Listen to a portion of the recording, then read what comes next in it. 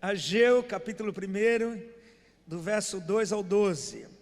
Diz assim a palavra: Assim fala o Senhor dos Exércitos: Este povo diz, não veio ainda o tempo em que a casa do Senhor deve ser edificada.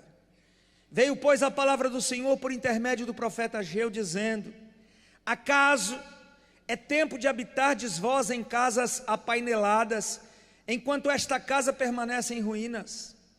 Ora, pois, assim diz o Senhor dos Exércitos: Considerai o vosso passado. Tendes semeado muito e recolhido pouco. Comeis, mas não chega para fartar-vos. Bebeis, mas não dá para saciar-vos. Vestivos, mas ninguém se aquece. E o que recebe salário, recebe-o para pô-lo num saquetel de furado. Assim diz o Senhor dos Exércitos: Considerai o vosso passado. Subi ao monte, trazei madeira e edificai a casa. Dela me agradarei e serei glorificado, diz o Senhor. Esperastes um muito, e eis que veio a ser pouco. E esse pouco, quando o trouxeste para casa, eu com assopro dissipei. Por quê? Diz o Senhor dos Exércitos: Por causa da minha casa, que permanece em ruínas, ao passo que cada um de vós corre por causa de sua própria casa. Por isso, o céu sobre vós retém o seu orvalho, e a terra os seus frutos. Fiz vir a seca sobre a terra e sobre os montes, sobre o cereal, sobre o vinho, sobre o azeite e sobre o que a terra produz, como também sobre os homens, sobre os animais e sobre todo o trabalho das mãos. Então Zorobabel, filho de Salatiel, e Josué, filho de Josadaque, o sumo sacerdote, e todo o resto do povo atenderam a voz do Senhor seu Deus e as palavras do profeta Ageu, as quais o Senhor seu Deus o tinha mandado dizer, e o povo temeu diante do Senhor. Diga amém, diga graças a Deus. Queridos, mais do que pregar, eu quero conversar com vocês nessa tarde acerca dos nossos ministérios.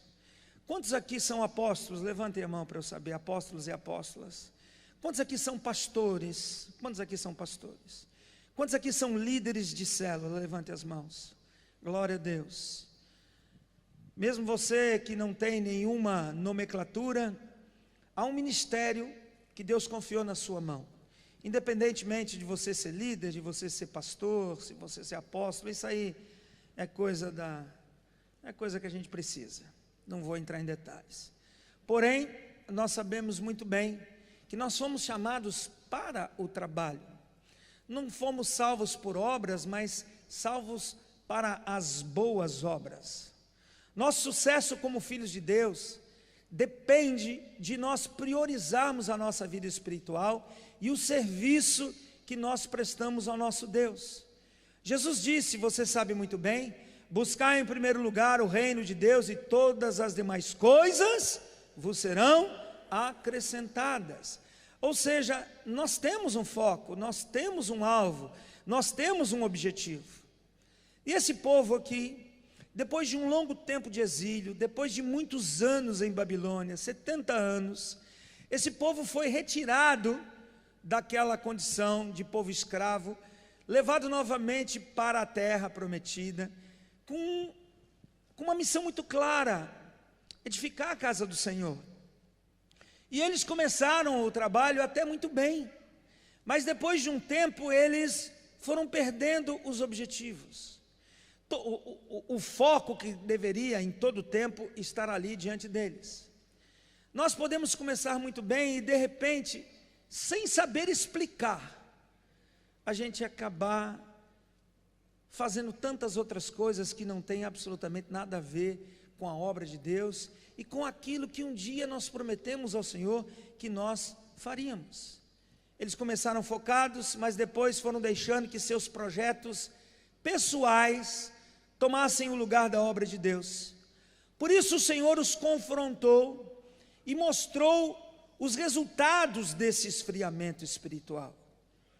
Eu fico muito preocupado quando eu observo que gente que corria muito bem há 1, 2, 3, 4, 5 anos, 10 anos, hoje já não tem mais a mesma pegada, hoje já não tem mais a mesma confiança, hoje já não tem mais aquela segurança de que realmente para isso Deus chamou, com esse objetivo Deus chamou, nos trouxe para dentro de uma visão, para que andássemos todos juntos para a conquista de um território, sem querer absolutamente achar que nós somos os únicos, que isso é uma grande bobagem, e acredito que somos maduros e já superamos isso.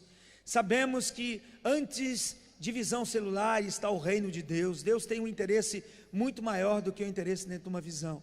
Mas fato é que Deus nos chamou para nós caminharmos e desempenharmos o nosso ministério através dessa forma tão específica que ficou diante de nós. Vamos então avaliar o que aconteceu com eles e se isso se aplica também à nossa vida ou não.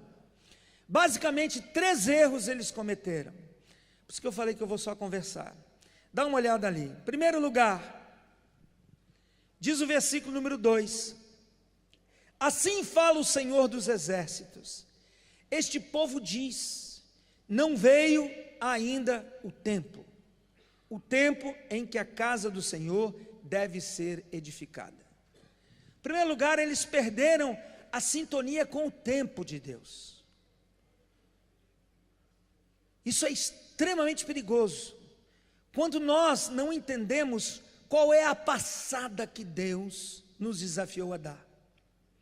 E a gente começa a andar segundo os nossos próprios passos, segundo a nossa própria estratégia, segundo os nossos próprios objetivos, e a gente acha que aquilo que já deveria ter sido feito há muito tempo, ainda o tempo não chegou.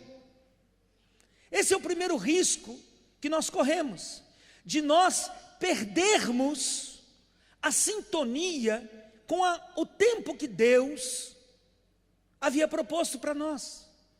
Hebreus diz no capítulo 5, que aquele povo que já pelo tempo decorrido deveriam ser mestres, diz a Bíblia que eles ainda estavam necessitados que os elementos básicos da fé fossem novamente ministrados.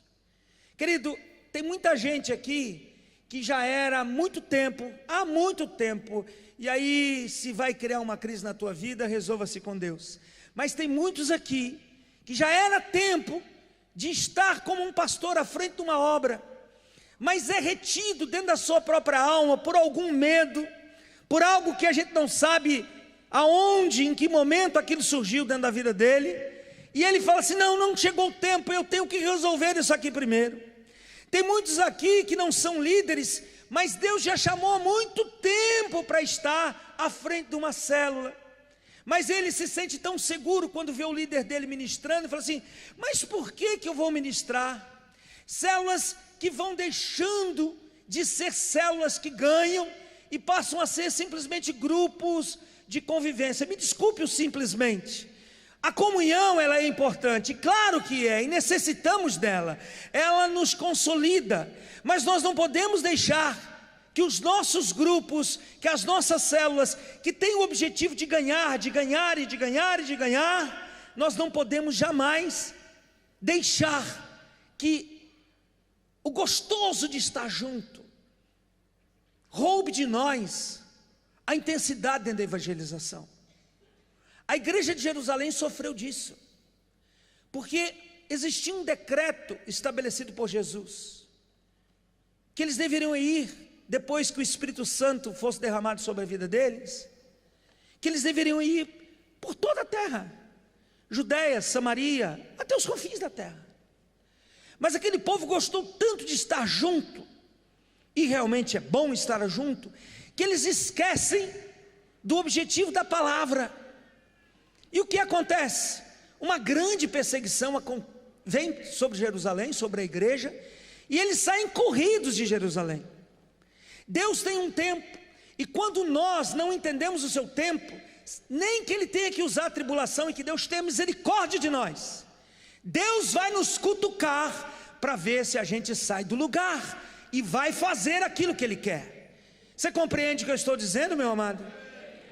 Muitas coisas nós não conquistamos ainda simplesmente porque muitos perderam a sintonia com o tempo de Deus.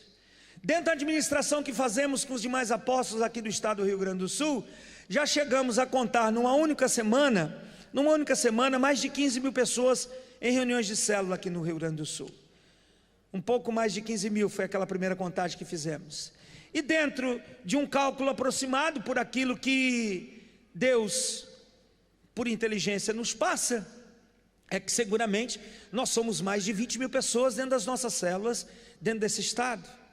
Se nós renovarmos a nossa paixão, o nosso vigor e sairmos a evangelizar, não vai demorar muito nós nos tornarmos 100 mil pessoas nesse estado. Eu não sei se alguém concorda comigo nisso que estou dizendo. Nós podemos nos multiplicar por 5, mas aí de repente a gente fica falando assim: não, eu acho que não chegou o tempo.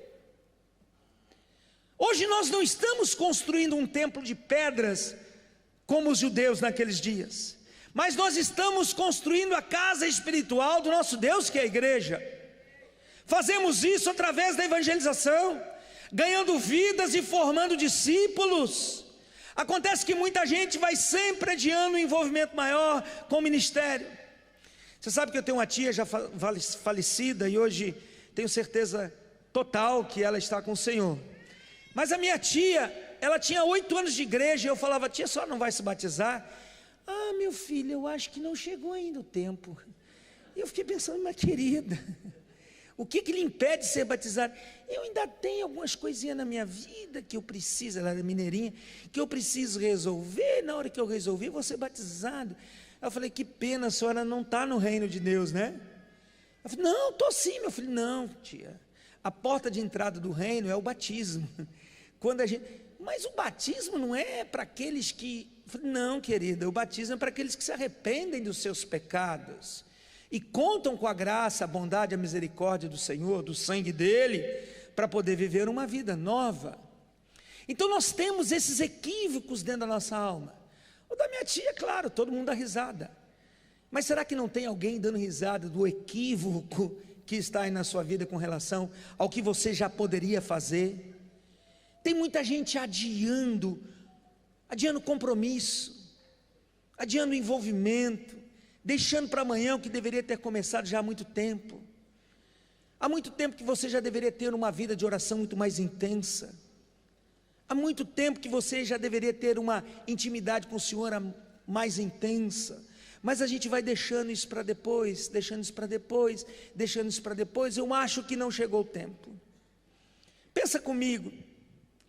As coisas estão acontecendo na sua vida espiritual com a urgência que Deus espera? Ou você tem empurrado para frente o que já deveria ter começado? Será que você está em sintonia com o relógio de Deus, com a vontade de Deus, com o propósito de Deus para a sua vida? Eu tenho visto pessoas que há pouco tempo chegaram no reino e hoje já ocupam posições que eram para ser ocupadas por pessoas que estão há mais tempo dentro da igreja. Eu acabei de fechar a minha segunda equipe lá na igreja. Eu não vou fazer esse ciúme da primeira geração aqui, mas eu acho que não tem ninguém da minha primeira geração aqui, então eu posso falar, né? Acho que não tem nenhum dos meus pastores, ele não deve estar por aí. Eu vou falar bem baixinho só para vocês ouvirem.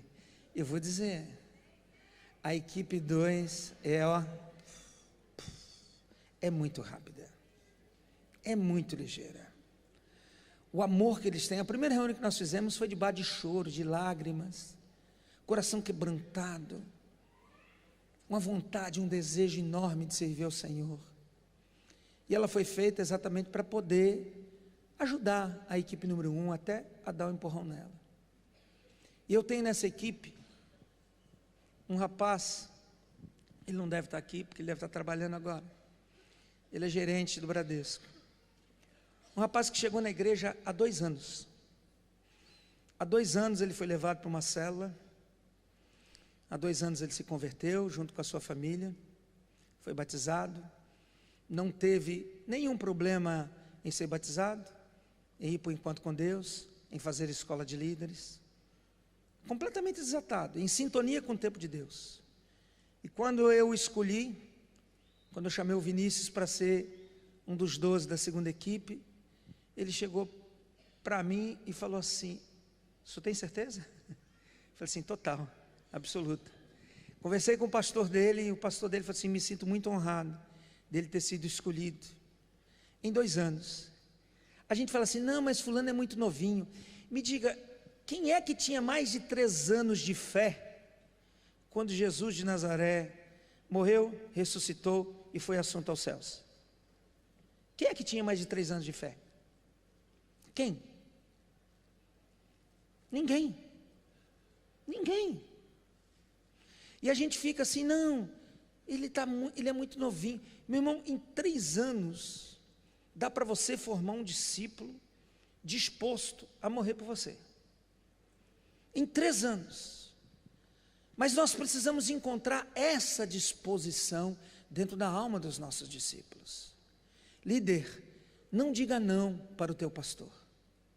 Pastor, não diga não para o teu apóstolo. Não trave o processo.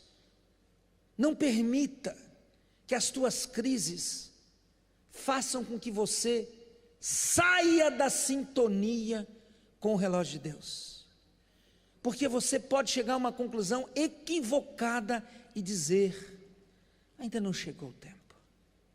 Você está em sintonia com o tempo de Deus? Ou você tem andado segundo o teu próprio relógio? Eu gostaria que você pensasse nisso. Que você pudesse anotar isso e falar: Deus, eu estou em sintonia com o teu relógio? Ou eu estou ficando para trás, o tempo está passando e daqui a pouco você começa a ver gente, começa a olhar no retrovisor e fala assim: puxa, aquele irmão está mais rápido. Eu me lembro de um caso interessantíssimo que aconteceu lá em Nova Petrópolis. Tinha um irmão que já estava na igreja há uns 3 anos mais ou menos. E naquele ano nós ganhamos muita gente, como todos os anos a gente ganha muita gente, como disse aqui o apóstolo Gil. E nós levamos lá para Nova Petrópolis. Nós levamos um casal muito querido, não vou citar o nome deles, mas muito querido, mas ainda eram muito novinhos na fé. E eles estavam assim no fundo do auditório, aliás, um pouquinho mais na frente do que o fundo. E esse outro discípulo que já tinha mais tempo de caminhada, ele também estava ali.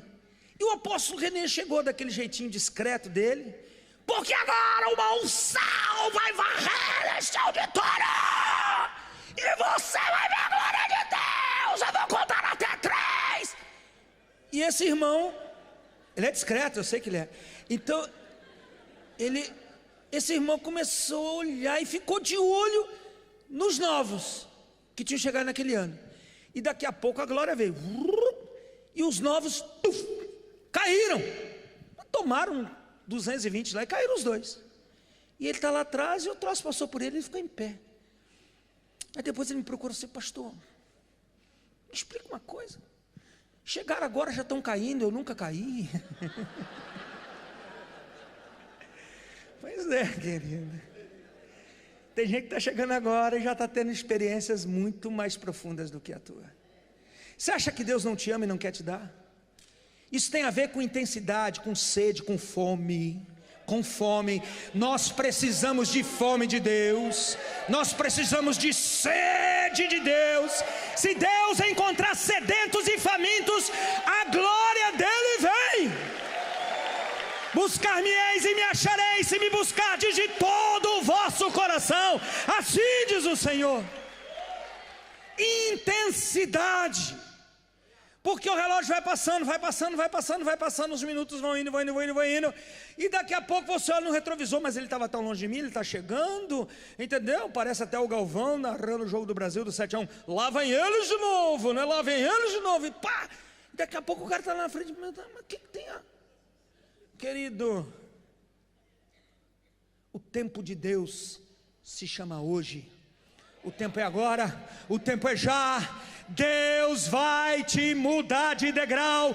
Você vai sair desse congresso, Ele vai colocar você num outro patamar espiritual, debaixo de autoridade e responsabilidades com o seu reino. Portanto, não diga não para Deus, não Não deixe para amanhã, porque o tempo é agora. Saia daqui comprometido, porque se você disser sim para Deus, para Ele já está valendo. Já está valendo. Quando Jacó se decide a voltar para Canaã, a Bíblia diz que Labão vai atrás dele. E à noite Deus vem e fala com Labão: não toca nele.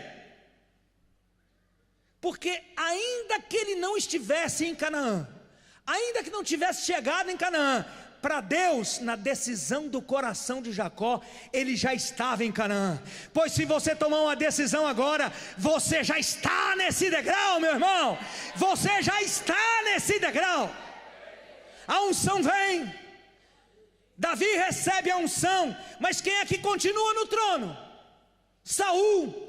Pois eu vou dizer, tem muita gente que com o passar do tempo vai perder o trono, porque Deus tem levantado Davizinhos por aí, gente que está vivendo de forma incógnita, gente que vem para ocupar o lugar daqueles que pensam que são, mas estão dormindo no ponto. Acorda, igreja do avivamento, porque chegou a hora. É Deus quem fala contigo. O tempo do Senhor é já.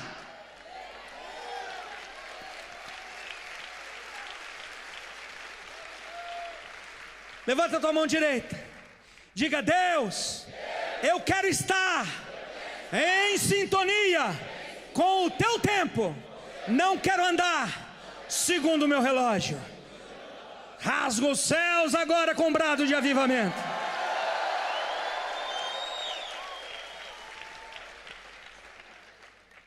Segundo lugar, o verso 2 diz assim: assim fala o Senhor dos exércitos. Este povo diz: não veio ainda o tempo em que a casa do Senhor deve ser edificada. Ou seja, eles sabiam que Deus havia os tirado de Babilônia com um propósito. Qual era o propósito da libertação daquele povo? Qual era o propósito da libertação daquele povo? Era construir a casa do Senhor. Agora, será que não dá para a gente desconfiar? Por que Deus me salvou? Me salvou para eu não ir para o inferno. Tem gente que acha que Deus só salvou elas por causa do inferno. É muito mais do que isso, meu irmão. Deus tem um propósito com a tua vida, a tua libertação, a tua restauração. Quanta gente chega quebrada na igreja, família destruída, e Deus vai e restaura. A vida financeira em frangalhos, pobreza, miséria e ruína, Deus faz com que se torne próspero. Gente que chega enferma, Deus dá saúde. Ai, que bom, estou saudável, estou próspero. Ai, minha família é uma beleza, que maravilha, esse Deus é bom. Vá trabalhar, meu irmão, porque Deus te chamou, é para o serviço. Deus tem propósito para a tua vida. Deus libertou aquele povo do cativeiro, para que eles, retornando a Jerusalém, reconstruíssem a cidade, reconstruíssem o templo. Queridos, a gente olha para o Brasil e a gente vê tanta miséria. Como o Brasil, se a gente não se cuidar, o Brasil é um país que nos irrita, por causa desses políticos, a forma como as coisas são feitas na nossa nação. Mas nós assimilamos essa cultura da reclamação. Portanto, pare de reclamar, porque nós somos a esperança desse país. É através da igreja, é através do povo de Deus, que as coisas serão transformadas nessa nação. Mas se nós nos somarmos à reclamação, nada vai mudar, nada será transformado. Mas se nós fizermos o que nós temos que fazer, realmente o Brasil vai ser uma nova nação, e nós vamos ser modelo para todas as nações da terra. Mas isso está em nossas mãos. Eles foram chamados para restaurar Jerusalém, para levantar ali os muros, para levantar o templo. Havia um objetivo, havia um propósito. Todo crente é chamado para o ministério. Edificar a igreja não é papel só dos pastores, dos apóstolos, sobretudo é da igreja. Aliás, esse é um dos maiores legados da Reforma Protestante, que esse ano completou 500 anos, um dos maiores legados, que é exatamente o aproveitamento da força de trabalho do leigo. E nós hoje estamos profissionalizando cada vez mais os púlpitos. Por quê? Porque o meu pastor é que ora por mim, é ele que jejua por mim, é o meu apóstolo é uma bênção, ele está sempre intercedendo por nós. Meu irmão, isso é trabalho de todos nós, isso é trabalho da igreja do Senhor. Nós precisamos voltar às nossas origens. Se cada um fizer o seu pouco, esse pouco vai se tornar uma quantidade enorme, não haverá como contar, não haverá. Nós somos o fermento que contamina, no bom sentido, toda esta nação. Ficamos com medo, apavorados, quando aparecem essas pessoas abobadas como essa Judite, que coisa mais esdrúxula essa mulher. E aí a gente acha que nós vamos combater isso, indo simplesmente para a porta do lugar onde ela está, e falando que ela deve parar de falar. É muito mais do que isso, meu irmão. É muito mais do que isso. Se os nossos filhos de fato forem ensinados e discipulados, não tem Judite nenhuma que vai roubar a nossa convicção. Quando a gente fica com medo dessas coisas, na verdade nós estamos atestando que o nosso discipulado é fraco, e achamos que vão ser. Não é assim, gente.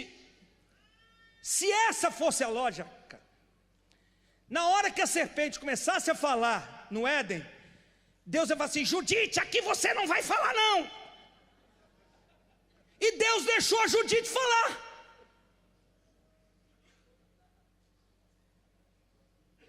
Eu sei que eu vou levar ripada por causa disso que eu estou falando, mas é um atestado de que nós temos medo por causa do nosso discipulado. O nosso discipulado ainda é muito incipiente. Precisamos nos aprofundar tremendamente nisso, porque não há como nós termos os nossos discípulos 24 horas do dia debaixo dos nossos olhos. Não há. Eu louvo ao Senhor, porque eduquei 3 filhos, e todos eles, diante das suas dificuldades, das suas lutas, todos eles nunca negaram o Senhor e permaneceram diante de Deus, fazendo a vontade do nosso Deus, nunca reclamaram. Quando comecei a enfrentar câncer, uma série de dificuldades, graças a Deus, para você se alegrar, estou curado do câncer, aleluia! O ano passado eu preguei meio bambo. Na hora que eu terminei, fiquei tão emocionado, falei, eu consegui. O apóstolo Claudemar olhou para mim e falou assim: ele vai cair. E ele sabia, não é no espírito, não é, apóstolo Claudemar? O apóstolo Claudemar, não é no espírito, é na fraqueza. Estava fraco, parecia aquela galinha, estou fraco. E assim, uma fraqueza. Glória a Deus, hoje estou aqui forte, consigo pregar daqui até as 10 horas da noite. Se me suportar, eu falo 7 horas seguidas. Deus tem me dado graça para isso. Mas o que eu gostaria que você entendesse é que se nós nos tornarmos fortes no caráter, no ensino, irmão querido, quando eu terminei meu curso de História, conversando com meu professor, meu orientador do nosso trabalho de conclusão, cheguei para ele e disse assim: Eusébio, falei para ele sobre o que eu queria falar, e falei: pá, Laerte, esse tema teu é muito complicado. Mas chegamos até a conversar um pouco sobre aquilo, que tinha a ver com a igreja. Aí eu falei para ele assim: querido, me diga uma coisa, nos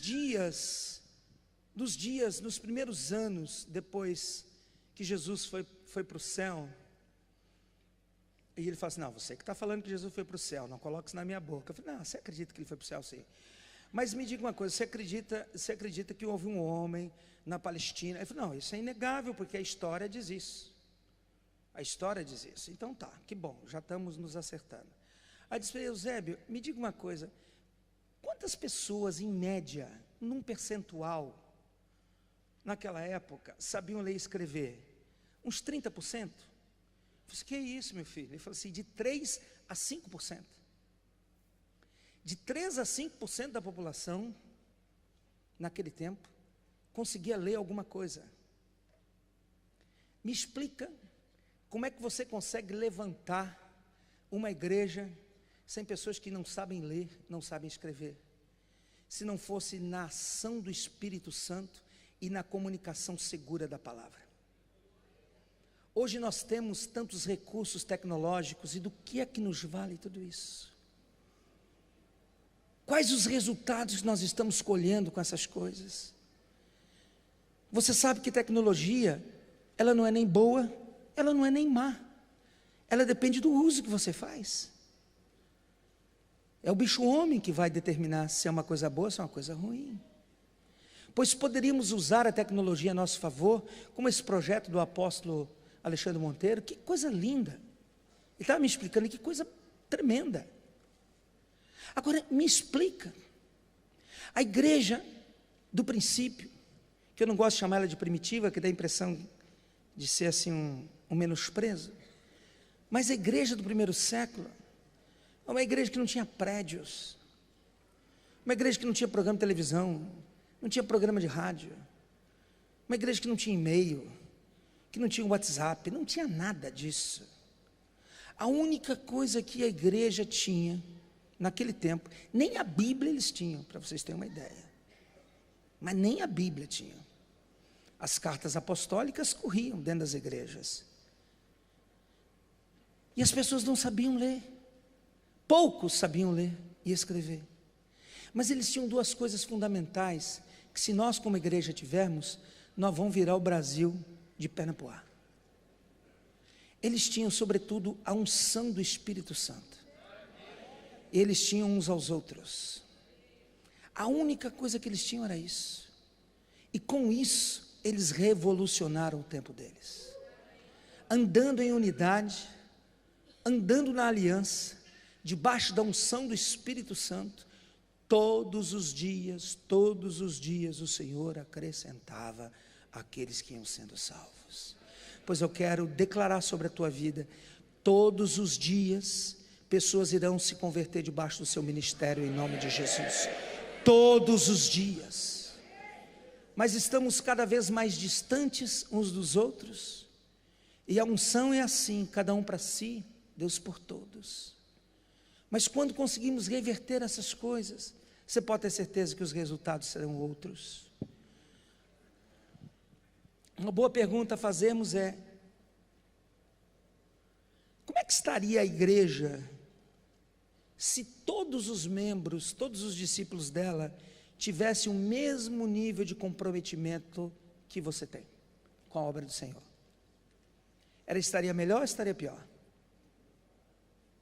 Seja honesto com você. Às vezes a gente quer compromisso dos outros, mas a gente mesmo não se compromete.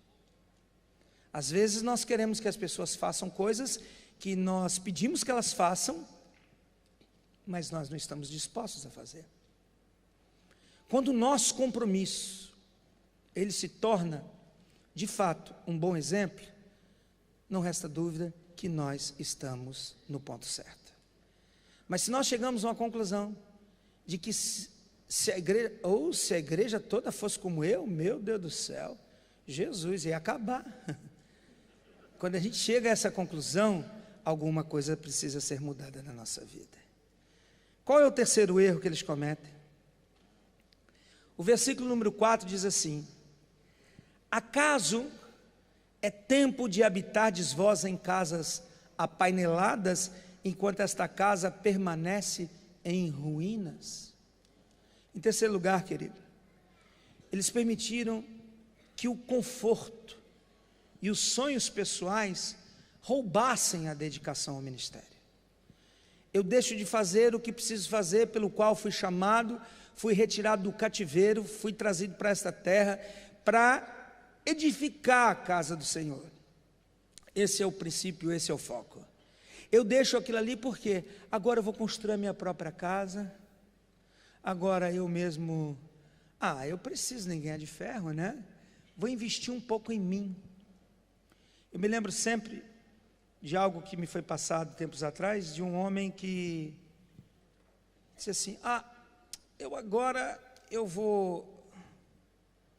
já estou chegando nos 60 anos, imagina, chegando nos 60 anos, meu Deus, nos 60 anos eu estou chegando, tudo bem que você acha que eu tenho 25, mas eu já estou caminhando para 60 anos, eu engano, eu sei que engano.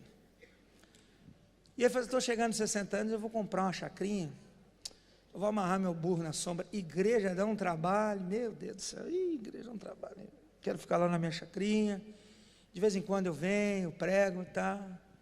E aí conseguiu a chacrinha dele, foi para lá, viveu 2 anos e morreu. Você quer se encontrar com Jesus hoje? Vem cá que eu oro. Oramos já. Recebe, Pai.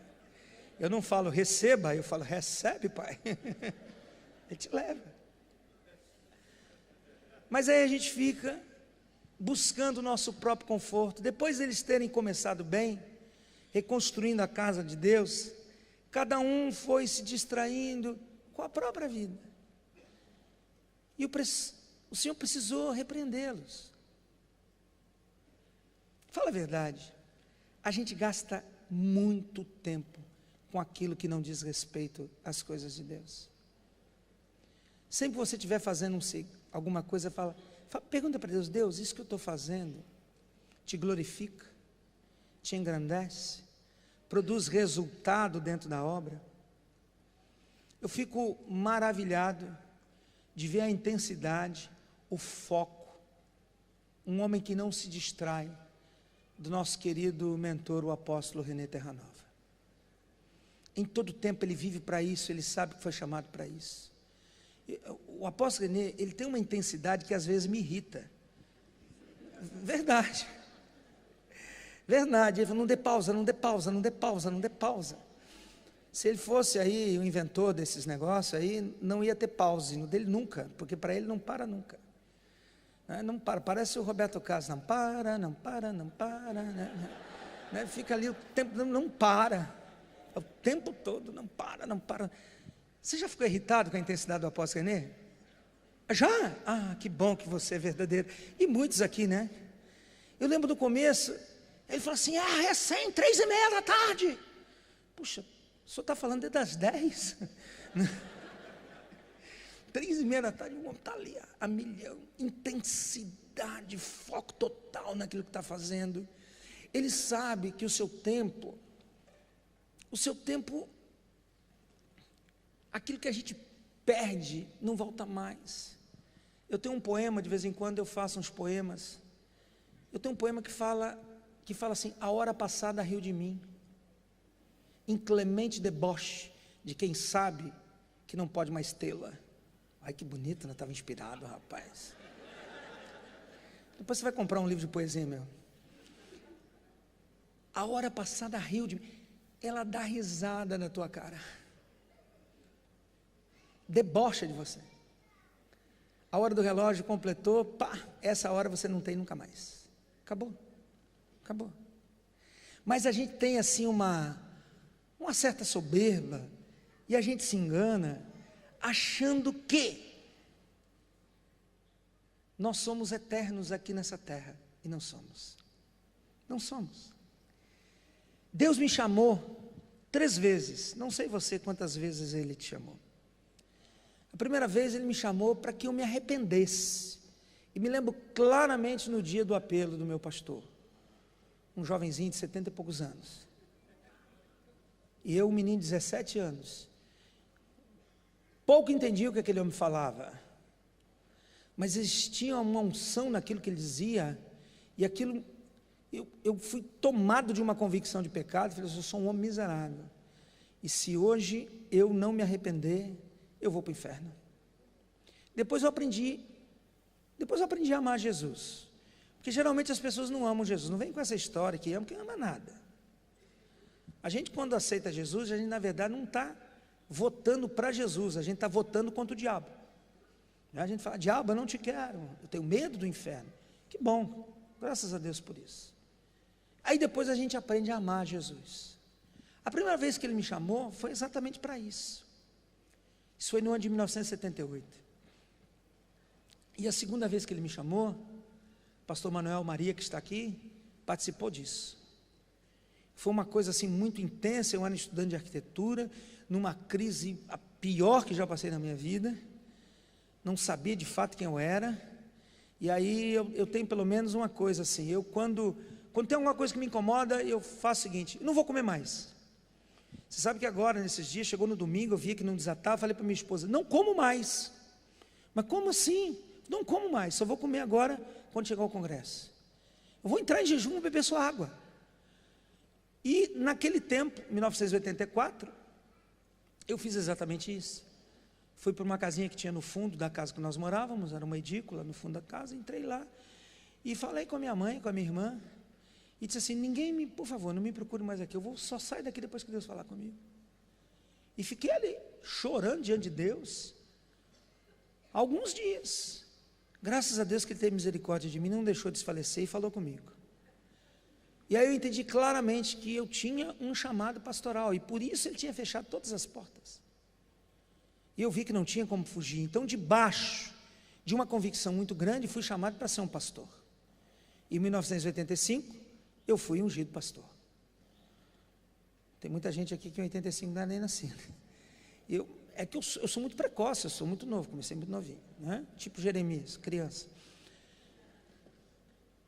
Mas Deus me chamou a terceira vez também, de uma forma muito clara, no ano de 2003, na cidade de Pato Branco, quando Deus, a mim e a minha esposa, separados, Deus falou a mesma coisa, que Ele havia me chamado para andar na visão celular, no modelo dos 12, e que a planta que Ele tinha para eu construir a casa para Ele, porque isso tem a ver com o meu chamado em 85, eu era um quase arquiteto, e Deus falou comigo: eu não te chamei para construir casa para homens, eu te chamei para construir uma casa para mim. E eu fiquei com isso lá em 1984.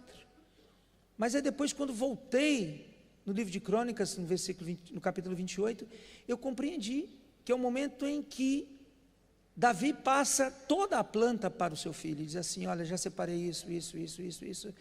E aí eu vi que foi um complemento. Depois de 18 anos, Deus estava me dando complemento, quase 19 anos, do complemento do meu chamado feito há 19 anos atrás. E eu não tive dúvida que Deus me chamou para caminhar aqui. E eu não posso ser ingrato com essa visão, depois de tudo aquilo que Deus fez na minha vida, no meu ministério, através dela. Eu não vou dizer para você, querido, que não existem outras visões. Claro que existem, são de Deus, mas o que me interessa é qual é a minha chamada. Você compreende isso? E eu não posso deixar essa paixão morrer, eu não posso deixar isso esfriar. Quando nós permitimos que a nossa paixão pelo Senhor, pela obra dEle, esfrie, e que as conquistas materiais, o meu bem-estar, as minhas casas de painel, passem a ser a minha prioridade, pode ter certeza que Deus, de alguma forma, se Ele me ama, se de fato Ele me chamou, Ele vai intervir. A bênção de Deus vai ser bloqueada, pois Ele investe em nós com um propósito e deseja os frutos desse investimento. Tudo que Deus investiu em você, se Deus restaurou a tua casa, se Deus restaurou a tua família, se Deus restaurou a tua vida financeira, se Deus te abençoou com saúde, tudo que Deus investiu, Deus está requisitando em frutos. Ele quer ver o fruto do investimento que Ele fez na tua vida. E eles simplesmente perdem a sintonia com o projeto, perdem o foco. Por quê? Porque sonhos particulares roubaram a dedicação que eles deveriam ter ao ministério, ao serviço que Deus havia dado a eles. Esses 3 erros trouxeram consequências. Quando estamos fora do propósito, nós colhemos frutos indesejáveis. E lamentavelmente nós temos visto muitos frutos indesejáveis sendo colhidos pela igreja do Senhor nesses dias. Vamos ver 4 frutos indesejáveis colhidos por esse povo. Vamos ver o que acontece quando nós perdemos o nosso foco. Porque eu sei que hoje nós vamos voltar a esse foco e vamos sair daqui cheio da graça e da unção para fazer a obra que nós temos que fazer. Você pode dizer amém por isso? Aleluia! Qual é o primeiro resultado? Qual é o primeiro fruto indesejável? Versículo 6, ele diz ali: tendes semeado muito e recolhido pouco. O primeiro resultado, sabe qual é? Muito trabalho. Muito trabalho. Trabalho, esforço e pouco resultado. Não havia falta de esforço, não havia falta de trabalho, havia falta de resultado. Se você ajustar o foco, se você voltar a fazer as coisas que você deixou de fazer, eu não tenho dúvida que você vai colher frutos da parte de Deus tremendos, maravilhosos. Nós terminamos um culto outro dia, lá na igreja debaixo de uma unção. Deus tem nos dado tempos maravilhosos lá. E nós estamos todos na presença de Deus e a glória caindo, e sabe aquela hora gostosa, assim, que o pregador já não tem que fazer mais nada, porque o Espírito vem e faz, e pega, e você fala, valeu Espírito Santo, como diz o paulista, toca a ficha, toca a ficha, toca a ficha. E eu estou ali muito tranquilo, e até certo ponto feliz com tudo aquilo, sentindo aquela glória, aquela presença, e daqui a pouco eu vejo uma mão com um serrote, serrando uma tora. Uma mão fazia assim, e com muita dificuldade ali, um serrote. Uma pessoa serrando uma tora com um serrote. E ali, conseguindo, fiquei olhando para aquilo e falei, Senhor, o que é isso? De repente, meu irmão, veio uma mão, deu um tapa naquele serrote, o serrote foi embora, e aí foi colocado naquela mão uma motosserra. E aí aquele voc foi substituído por um negócio assim, zum, zum, zum, zum. As toras, e aí eu vi, era muita tora, era uma madeireira que tinha muitas árvores, muitos troncos, e numa velocidade, aquela motosserra fazia, cortava rapidinho, coisas que um serrote, e eu olhei para aquilo e falei, Senhor, o que é isto? E Deus falou para mim, eu estou dando agilidade para vocês. E Ele falou assim, um ano vai ser um mês vai ser uma semana vai ser um dia, e esse decreto está sobre a sua vida. No mesmo momento, para que eu não tivesse dúvida alguma, apóstolos, a minha esposa que estava embaixo junto com o povo, ela nem sabia o que eu estava vendo, ela viu um livro que as páginas faziam assim, ó, mais rápido, e ela perguntou, Deus, o que é isso? Falou assim, eu vou abreviar o tempo de vocês, vou dar velocidade à conquista de vocês. Meu irmão, quando nós estamos em sintonia, nós vamos muito mais rápidos. Tem muita gente aí na base do serrote, mas Deus coloca uma motosserra na tua mão, neste dia, e aquilo que você não conseguiu fazer num ano, Deus vai fazer em pouco tempo para você. Eu fui na casa de um pastor nosso, discípulo meu da primeira geração, tem crescido, tem se multiplicado. Ele chegou assim, apóstolo, depois daquele decreto, depois que o senhor falou aquilo, e minha esposa só foi falar depois do culto. Aí eu voltei e expliquei para a igreja, no culto seguinte, o que Deus havia testificado, porque você sabe que quando o sonho ele é um só, a gente aprende isso com José. Quando o sonho é um só, é porque Deus vai fazer muito rápido, rapidamente Ele vai fazer isso. E eu tomei aquilo para mim, ele disse assim, eu estava com um sonho engavetado de 10 anos, e não sabia mais como é que eu ia conseguir aquilo, já havia até desistido. O senhor acredita que numa semana aquele negócio desenrolou, e o troço já está na minha mão?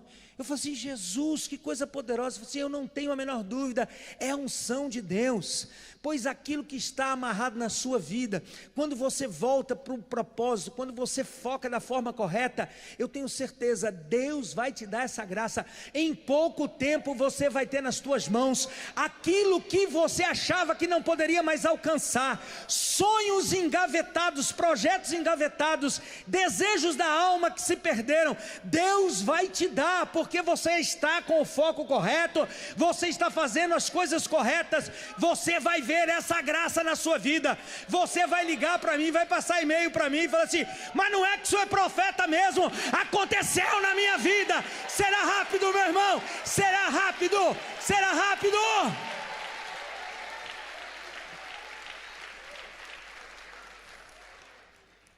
Eu inventei um negócio, vamos ver se você pega. Porque mudanças acontecem. Ué, nós já treinamos isso antes ou não? Eu pensei que eu tivesse inventado esse negócio, não fui eu? Não foi. Quem fez isso aí? Mudanças acontecem e vai ser rápido.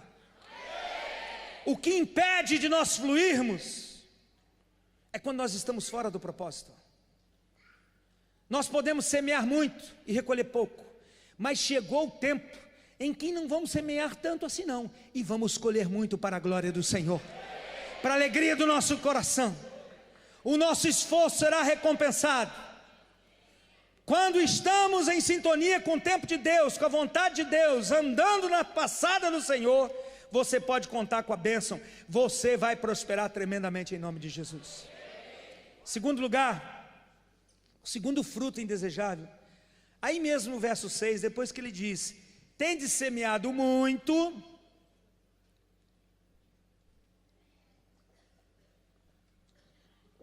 tendes semeado muito e recolhido pouco.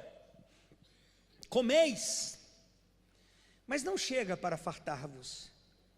Bebeis, mas não dá para saciar-vos. Vestivos, mas ninguém se aquece. O segundo fruto indesejável é a insatisfação. Nós nos tornamos insatisfeitos.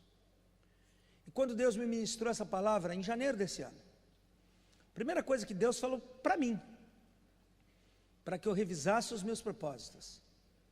Eu nem sabia que ia falar em congresso. E aí quando o apóstolo Wagner disse que eu iria ter um tempo aqui, perguntei ao Senhor que palavra ele queria que eu ministrasse, e Deus me fez lembrar. Falei assim: é aquela de janeiro, filho. Uma insatisfação. Eu não sei se você tem coragem de confessar isso. Aliás, nem precisa confessar. Confessa dentro de você mesmo, não precisa levantar as mãos, falar: sou eu. Mas eu tenho certeza que aqui dentro nós temos muita gente insatisfeita. Não é que a gente não tem comido, não é que a gente não tem bebido. Nós estamos até comendo, nós estamos até bebendo. A gente até está se vestindo. Mas a gente sabe que Deus tem muito mais e quer nos dar muito mais. Apóstolo Carlos, que ocupou aqui essa tribuna, agora há pouco disse: isso aqui é a nossa realidade? Nós sabemos que não é.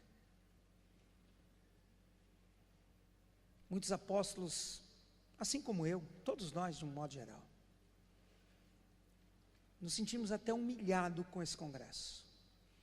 Mas no domingo de manhã minha esposa conversou comigo em oração. Deus falou assim: para de olhar para essas coisas, foca na minha glória, porque pode ser o menor de todos os congressos, mas certamente vai ser o congresso que a gente jamais vai esquecer, porque depois desse congresso nós vamos entrar num novo tempo para uma conquista sobrenatural nesse estado.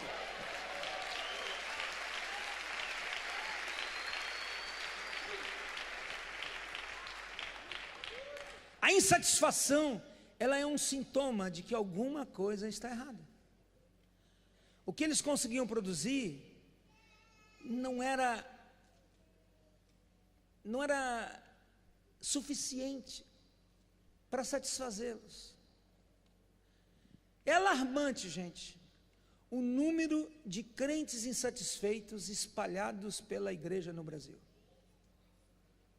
Pessoas que a cada dia a gente está inventando mais e mais cisternas rotas, como diz Jeremias. Pessoas que vivem de entretenimento espiritual. Gente, nós temos o desplante, me desculpe se você vê essas coisas, reveja isso, tá? Mas nós temos no Brasil até site de fofoca do povo evangélico. Isso é uma das coisas mais tristes que já surgiu na nossa história. Esse fuxico, vá fuxicar com Satanás, meu irmão. Olha o nome desse troço. Olha o nome desse negócio. Gerando dentro da igreja cada vez mais escândalos, enfraquecendo a fé das pessoas. É uma coisa muito triste o que acontece com essa nação, no que diz respeito ao Evangelho. Sabe por quê? Porque essas coisas vendem. Essas coisas vendem. Pastores que estão todo o tempo procurando alguém para levar para pregar, porque eles já não têm mais o que dizer para a igreja. Pastores e apóstolos, Deus vai te dar tanto, que você vai levar gente na tua igreja daqui a uns 10 anos só, porque você vai ficar com um repertório tremendo, e o teu povo não vai se cansar de você. O teu povo não vai se cansar de você. Vão te amar, vão te respeitar. Uma insatisfação quase que geral, uma coisa absurda o que acontece dentro da igreja brasileira. Mas tudo isso se resolve quando a gente volta para o propósito, para o objetivo. Essa é a nossa chamada. Deus nos chamou para isso. É isso que nós temos que fazer. É aqui que nós temos que focar. Se assim fizermos, você vai ver a glória de Deus fluir, em nome de Jesus. O terceiro fruto indesejável, aí mesmo no verso 6 diz: tende semeado muito e recolhido pouco, comeis, mas não chega para fartar-vos, bebeis, mas não dá para saciar-vos, vestivos, mas ninguém se aquece. E o que recebe salário, recebe-o para pô-lo num saquetel furado.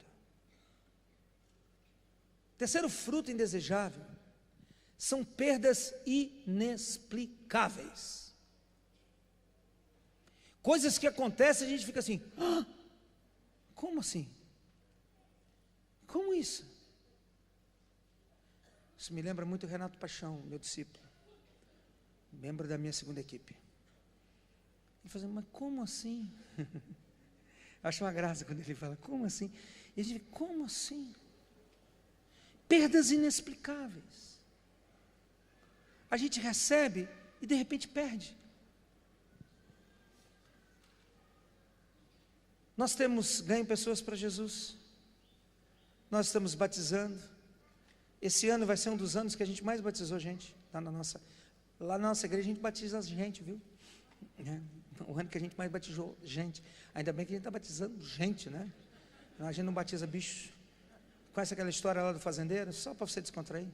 Do fazendeiro que se converteu e começou a batizar os animais da casa, lá da fazenda dele. Conhece essa? Aí pegou o cachorro, batizou o cachorro. Pegou o gato, batizou o gato. Aí pegou o cavalo, batizou o cavalo. Aí pegou a galinha, batizou a galinha. Aí pegou o peru, batizou. Na hora que levantou o peru, ou baixa fogo que esse é pentecostal.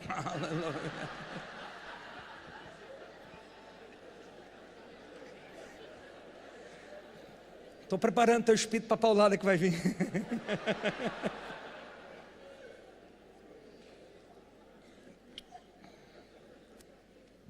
Por causa do desinteresse pela obra de Deus,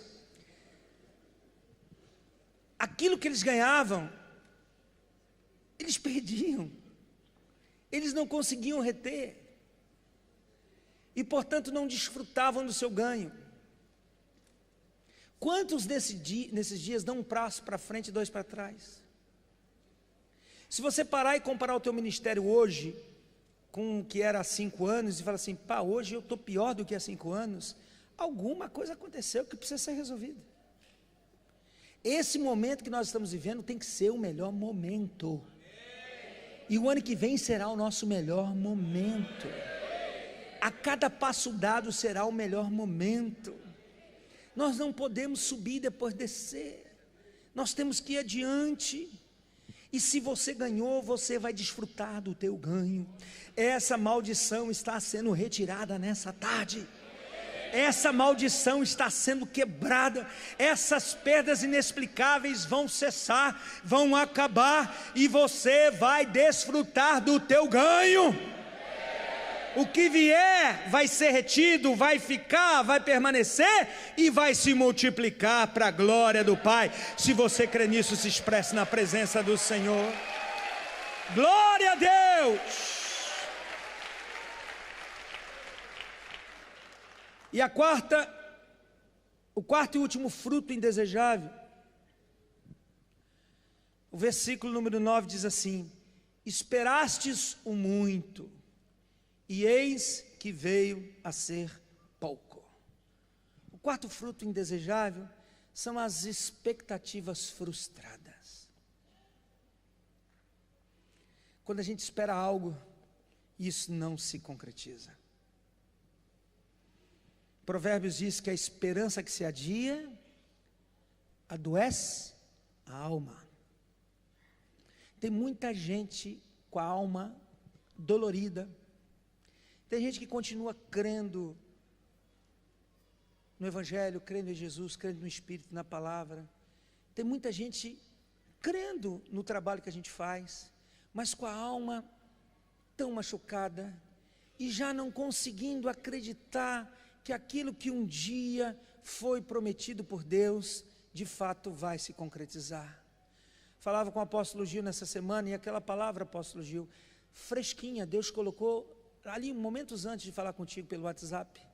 Deus falou comigo assim: filho, as promessas que eu fiz para o Rio Grande do Sul não prescreveram. As promessas que eu fiz para o Rio Grande do Sul não perderam a validade.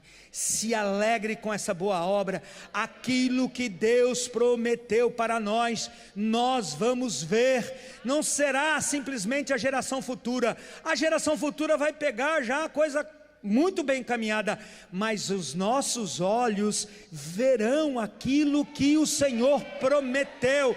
As nossas expectativas não serão frustradas quando nós ajustamos o foco, quando nós olhamos para o nosso Deus e passamos a fazer o que Ele nos pediu. Aquilo que a gente espera, a gente vai conquistar. No caso deles aqui, eles esperavam muito, e eis que veio a ser pouco. Você sabe que um dia, 2013, 40 dias de campanha de jejum, casas de paz, aqui não sei o que, papapá, e eu não fazia mais a barba, e na época eu tinha uma barriga maior do que eu tenho hoje, ainda tenho uma barriga grande, mas a minha barriga era muito maior. Naquela época já estava com uma barba grande, assim, branca. Ainda bem que não era dezembro, porque senão eu ia ser confundido com alguém por aí, o pessoal achando que eu estava já querendo fazer um bico.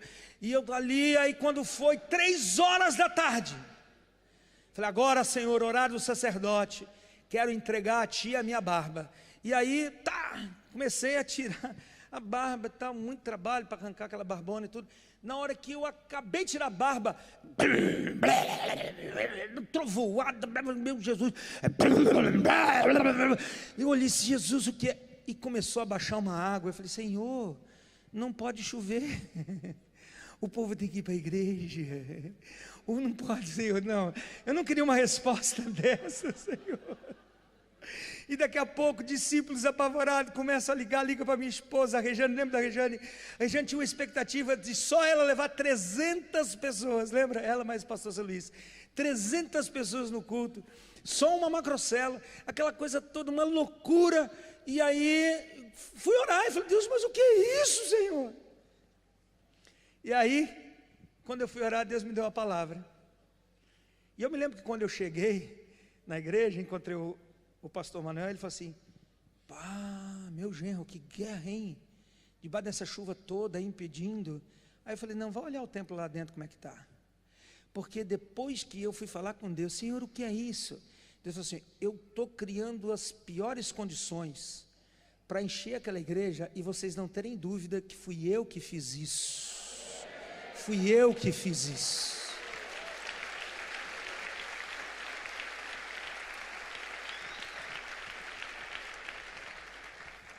Rua alagada, chuva, e a igreja superlotada, não tinha onde botar gente. Foi o maior culto que nós fizemos na nossa história. Debaixo dessas condições, nossas esperanças não foram frustradas, pois Deus não vai permitir que o teu coração fique em frustração.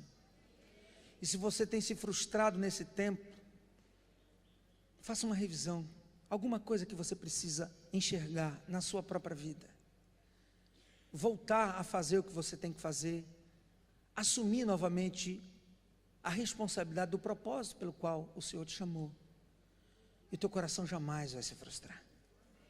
quando estamos vivendo uma vida egoísta, centrada em nossos interesses, sonhamos, mas não conseguimos realizar nossos sonhos, porque o Senhor nos resiste.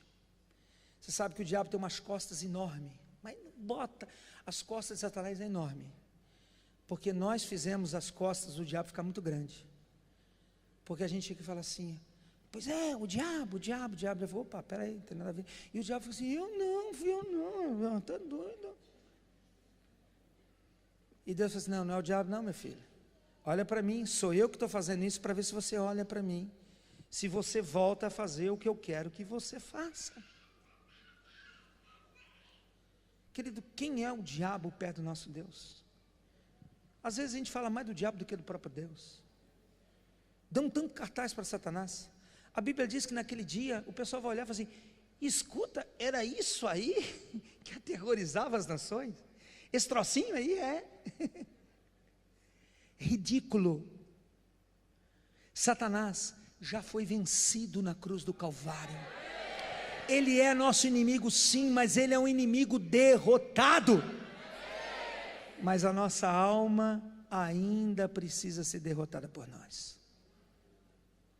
Porque a nossa alma assume o lugar do espírito e complica a vida da gente. Portanto, o maior adversário não é esse inimigo chamado Satanás. Não dê moleza para ele, não peque, ande em santidade, faça a vontade de Deus. Se ele vier para cima de ti, parta para cima dele. As portas do inferno não prevalecem contra a igreja.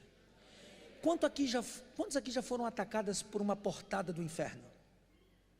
Rapaz, eu estava andando outro dia ali e vi uma porta do inferno, mas me deu uma. Querido, porta do inferno é para a gente meter o pé nela e abrir. E elas não resistem.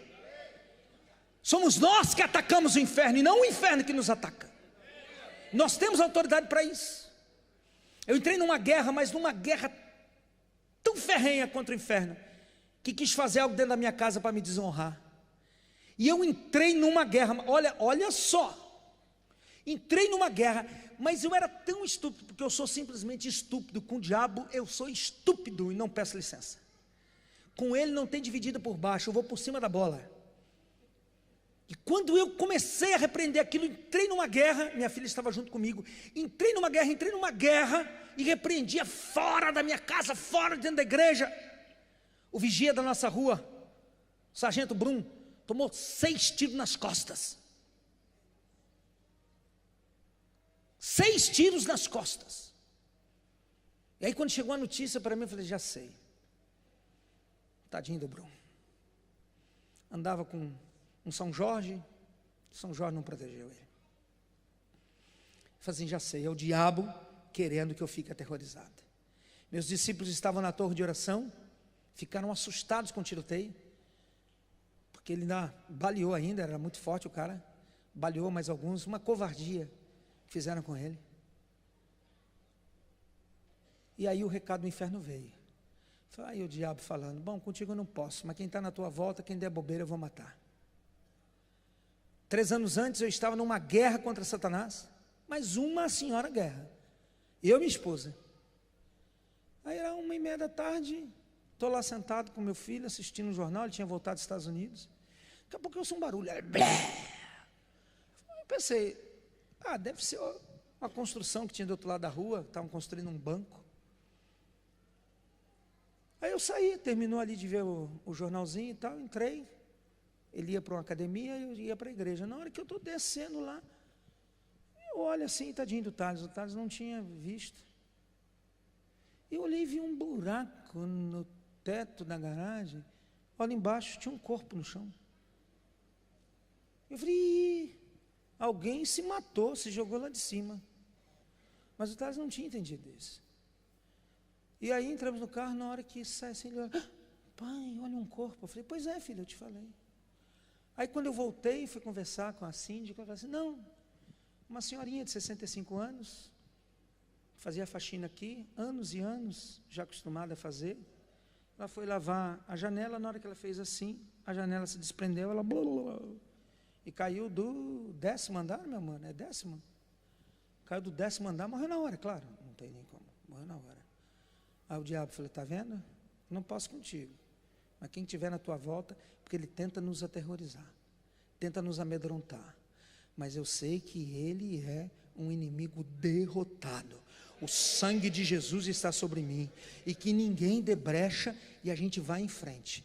Mas o que está em jogo, querido, é a gente controlar a nossa alma para poder avançar. Qual foi a proposta de Deus diante disso tudo? Os versos 5 e 7 dizem assim. Verso 5: ora pois, assim diz o Senhor dos Exércitos, considerai o vosso passado. O verso 7: assim diz o Senhor dos Exércitos, considerai o vosso passado. A solução proposta por Deus foi que fizesse uma revisão da própria vida. 2 vezes o Senhor pede para considerar o passado deles. Considere o teu caminho. Veja quando você começou dentro dessa visão. Se a tua intensidade era uma, se hoje é bem menor. Se você não veio aqui simplesmente porque foi constrangido por algum pastor, por algum apóstolo que você deveria ter vindo. Em outras palavras, Deus estava chamando o seu povo a refletir e a mudar a postura, voltando a priorizar a sua obra, dedicando o esforço à construção do templo. Seria essa dedicação que iria trazer alegria ao coração de Deus e, consequentemente, sua bênção sobre eles. Agora eu gostaria de ter um tempo de oração com vocês. Primeiro sentados, onde estão os nossos levitas?